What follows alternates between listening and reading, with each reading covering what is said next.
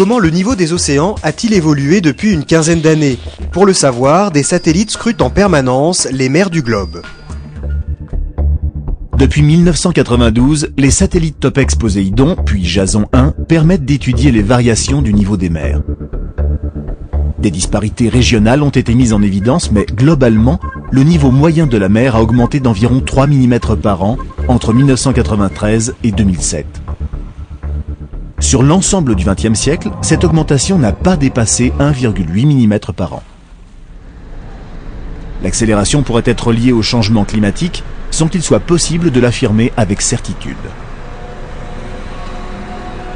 Au cours du XXIe siècle, avec le réchauffement climatique, la hausse du niveau moyen des mers devrait s'accélérer. Les projections actuelles font état d'une augmentation pouvant atteindre 59 cm. 4 facteurs sont impliqués. L'expansion thermique de l'eau, du fait de son réchauffement, pour 40 à 60% de l'élévation. L'apport des eaux continentales, pour 0 à 10%.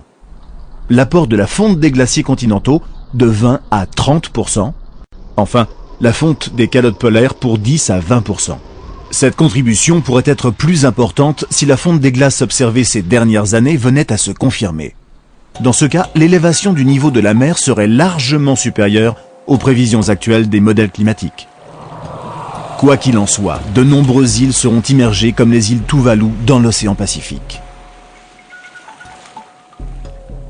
L'érosion des côtes s'amplifiera. Les zones littorales basses, comme la Camargue, Venise ou les Pays-Bas, seront concernées. Une surveillance continue par satellite sur plusieurs décennies est nécessaire pour déterminer précisément l'élévation du niveau de la mer en réduisant l'impact des variations de courte durée. Il sera alors possible de mieux définir les zones littorales à risque et d'évaluer les conséquences sur l'environnement et les populations.